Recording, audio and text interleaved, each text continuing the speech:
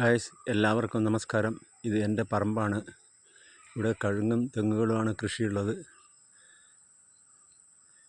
എല്ലാം കളച്ച് നല്ല ക്ലിയർ ആക്കിയിട്ടുണ്ട്. കുറേ ദിവസമായി പണിയെടുക്കാൻ തുടങ്ങിയിട്ട് 5-6 പേരുണ്ടായിരുന്നു. ഇന്ന് പണി തീരും ഏകദേശം. അതുകൊണ്ട് ഇന്ന് ആൾക്കാർ കുറവാണ്. ഇന്ന് 4 പേരേ ഉള്ളൂ. ഇന്നലെ വരെ 6 പേരുണ്ടായിരുന്നു. ഇന്ന് പണി തീരേണ്ടത് കാരണം 2 പേര് കുറച്ചിട്ട് 4 പേരേ ഉള്ളൂ. എല്ലാം കഴുങ്ങും തെങ്ങുകളുമാണ് ഇവിടെ ഉള്ളത്. ഫുള്ള് കളച്ച് തട്ടി നല്ല ക്ലിയർ ആക്കിയിട്ടുണ്ട്. പറമ്പിന് 4 വശവും ചുറ്റുമതിലൊക്കെ കെട്ടിയിട്ടുണ്ട്. നല്ല ഭംഗിയായിട്ടുണ്ട്. ഇന്ന് വേനൽക്കാലം വന്നു. ഇനി വെള്ളമൊഴിക്കേണ്ട സമയമായി. ഇനി കളച്ച് കഴിഞ്ഞിട്ട് ഇനി നാളെ തൊട്ട് വെള്ളമൊഴിക്കാൻ തുടങ്ങണം.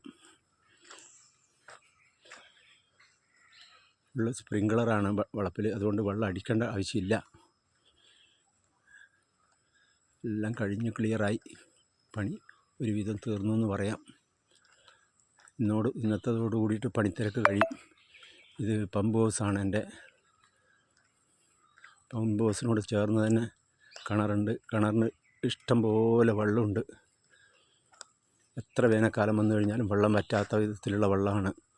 തൊട്ടടുത്ത് തന്നെ തോടുള്ളത് കാരണം കിണറിലെ വെള്ളം വറ്റാറില്ല. അങ്ങനെയാണ് ഇവിടുത്തെ വിശേഷങ്ങൾ. ഇത് എല്ലാവരും കാണിച്ചു തരാൻ വേണ്ടിയിട്ടാണെന്ന് വിചാരിക്കരുത്.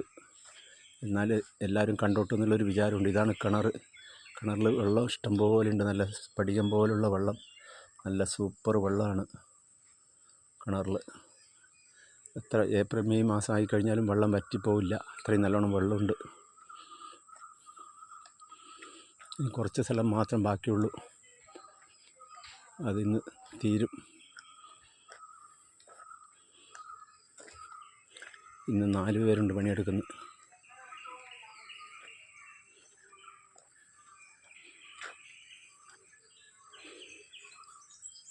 ഇത് വയലാണ്.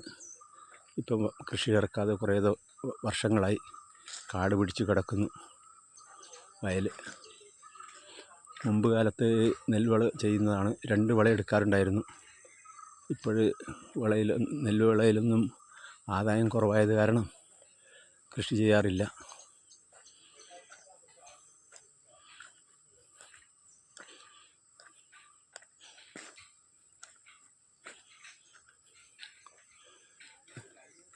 ഇവിടെ 4 പേരുണ്ട്, കിടക്കുന്നുണ്ട്. 4 പേര്.